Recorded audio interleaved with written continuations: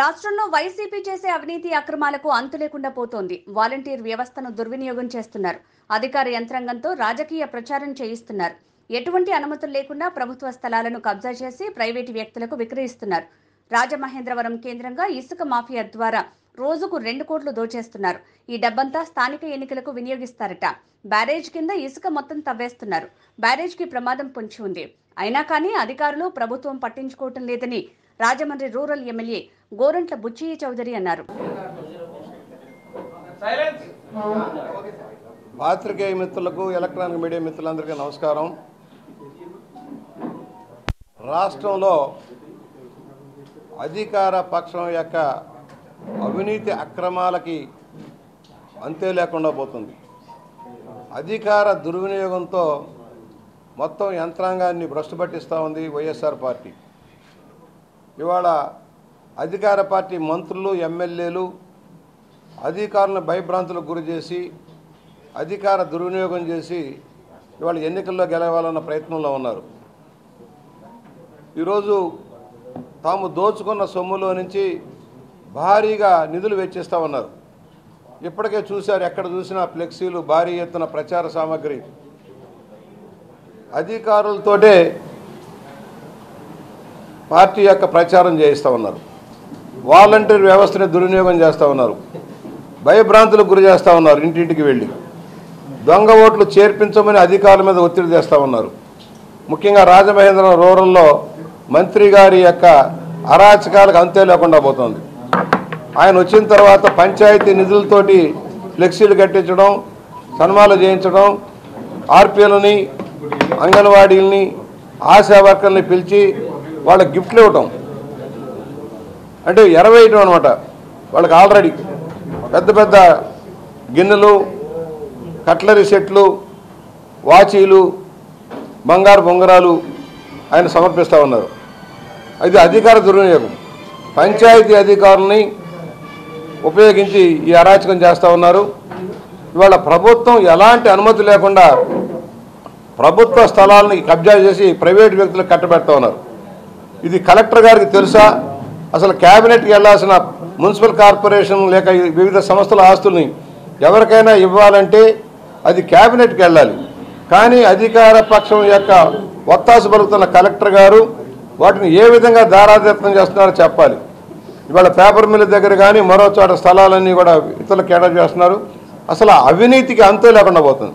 ఇవాళ ఎవరైనా ప్లాన్కి అప్రూవల్ చేస్తే అర్బన్ డెవలప్మెంట్ అథారిటీకి ఎకరానికి 5 లక్షలు కట్టాలట. కప్పం కడితేనే కానీ ఫైల్ కదలటం వల్ల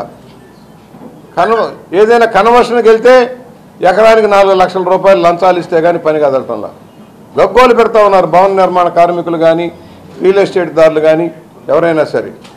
అవినీతి పరాకాష్ట. ఇవాళ ఇసుకలో రోజుకు 2 కోట్ల రూపాయలు మీ దగ్గరే జాగ్రత్త చేయమని చెప్పారట ముఖ్యమంత్రి గారు. రాజమహేంద్రవరం కేంద్రంగా రోజుకు 2 కోట్ల రూపాయల వ్యాపారాలు చేసి దాన్ని మీ దగ్గరే ఉంచి ఎన్నికలకు వాడుకోండి అని చెప్పే దౌర్భాగ్యస్థితిలో ముఖ్యమంత్రి గారు ఉన్నారు. నేను అడుగుతా ఉన్నా, ఒక పక్క ఎన్జీటీ చెప్పింది మీరు ఎక్కడా కూడా డ్రెడ్జింగ్ చేయడానికి వీల్లేదు, యంత్రాలను వాడటానికి వీల్లేదు అని చెప్తే ఇవాళ డ్రెడ్జింగ్ చేస్తూ ఉన్నారు. ఇవాళ బ్యారేజ్కి ప్రమాదం ముంచుకొస్తూ ఉంది. రోడ్ కమ్రాయిల్ బ్రిడ్జికి ప్రమాదం ముంచుకొస్తూ ఉంది. గ్యామన్ బ్రిడ్జికి ప్రమాదం ముంచుకొస్తూ ఉంది. ఏదైతే యంత్రాలు పెట్టి తోడేస్తూ ఉన్నారు. బ్యారేజ్ సిస్టంలో కింద దాకా తవ్వేస్తే స్కార్ ఏర్పడితే బ్యారేజ్ కొట్టుకుపోతుంది. 2 కిలోమీటర్ల లోపల ఏమీ చేయడానికి వీల్లేదు. 2 కిలోమీటర్ల లోపల కనీసం తవ్వటానికి వీల్లేదు. కానీ కిలోమీటర్లోనే భారీ యంత్రాలతో తవ్వకం చేస్తూ ఉన్నారు. మేము మొన్న వెళ్ళాం. ఇవాళ ఏదైతే పేద కార్మికుల పొట్టలు కొట్టి యంత్రాలను ఉపయోగించి కోట్ల రూపాయలు దండుకుంటున్న ముఖ్యమంత్రి గారు ఇవాళ బ్యారేజీ, బ్రిడ్జీల పరిస్థితిని అగమ్యగోచరంగా చేశాడు. ఒక ఎగ్జాంపుల్ చెబుతాం.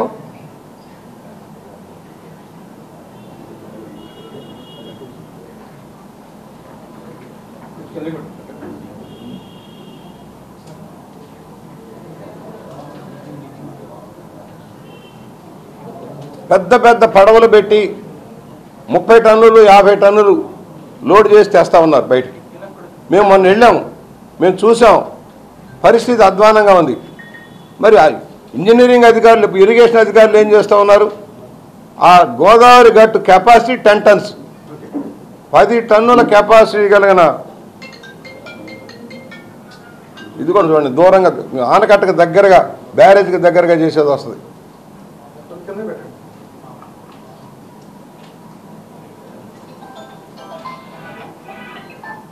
ఆ లోపల ఉంది బ్యారేజ్, మీకు కనిపిస్తుంది దూరంగా.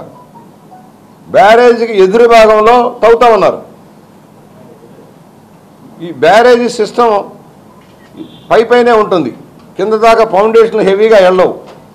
ఇది కనుక స్కార్ ఏర్పడితే ఆ స్కార్ బ్యారేజ్ మొత్తాన్ని కొట్టేస్తుంది, కిందకి ప్రమాదం ముంచుకొస్తుంది. దీన్ని కూడా పట్టించుకోవట్లా. మరి కలెక్టర్ గారు ఏం చేస్తున్నారు, అధికారులు ఏం చేస్తున్నారు, మైనింగ్ అధికారులు ఏం చేస్తున్నారు? ఎన్జీటీ స్పష్టమైన ఆదేశాలు ఇచ్చినా ఎందుకు తవ్వకాలు చేస్తూ ఉన్నారు?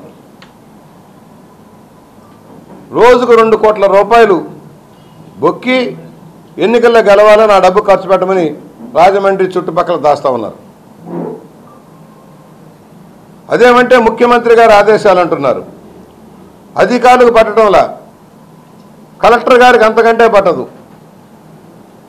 కలెక్టర్ గారికి పాపం అధికార పక్ష సేవలతోనే సరిపోతుంది. నేను 2-3 సార్లు వెళ్ళి ఒక 2 కోట్ల రూపాయలు మీరు ఏదో గ్రాంట్ ఉంది కనుక ఆ గ్రాంట్లో పనులు చేయించమంటే ఆమెకు తీరికలేదు. పరిశీలించడానికి, పర్యవేక్షించడానికి ఆమెకు తీరికలేదు. అధికార పక్షానికి బాగా వదలడానికి సరిపోయే పరిస్థితి ఉంది. మేము అడుగుతాం, ఇవాళ మంత్రి గారు చెప్పారని హడావుడి పడుతూ ఉన్నారు. అంటే అధికార పక్షాన్ని గెలిపించడం కోసం రెవెన్యూ యంత్రాంగం పడుతున్న తపన మనకు కనపడతా ఉంది. హడావుడిగా చెత్త తీయటం లేదు, పరిపాలన అధ్వానంగా ఉంది, స్థానిక పరిపాలన సరిచేయండి అని చెప్తే పాపం తీరికలేదు. ఇప్పుడు ఎన్నికలు వచ్చినాయి కనుక హడావుడిగా శంకుస్థాపన, శిలాఫలకాలు వేస్తున్నారు మంత్రి గారు. ఈ శిలాఫలకాలు పనులయ్యేవి కాదు, అవి సమాధిరాళ్ళు. అవి సమాధిరాళ్లే కానీ శిలాఫలకాలు పని అయ్యేదాని కోసం కాదు. ప్రజలను మభ్యపెట్టడం కోసం, గందరగోళానికి గురి చేయడం కోసం ఒక డ్రామా, హై డ్రామా. దోచుకున్న సొమ్ముతో ప్రజల్ని ఏమార్చాలని ప్రయత్నం జరుగుతూ ఉంది. మేము ఖండిస్తున్నాం. అధికారాన్ని అడ్డుపెట్టుకొని, మీరు పూర్తిగా చూడలేదనుకుంటారు, తర్వాత తీసుకోండి. దీంట్లో అధికార పరాకాష్ఠకి 3 సంవత్సరాలు దాటిన అధికారులను ట్రాన్స్ఫర్ చేయాలి. ఇంకా జిల్లాలో 3 సంవత్సరాలు దాటిన అధికారులు కొనసాగిస్తూ ఉన్నాడు జగన్మోహన్ రెడ్డి. తన అరాచకాలకు అడ్డాగా ఉండటం కోసం వాళ్ళందరినీ అలాగ ఉపయోగిస్తూ ఉన్నాడు. ఎన్నికల నిబంధనలకు విరుద్ధంగా వెళ్తూ ఉన్నారు.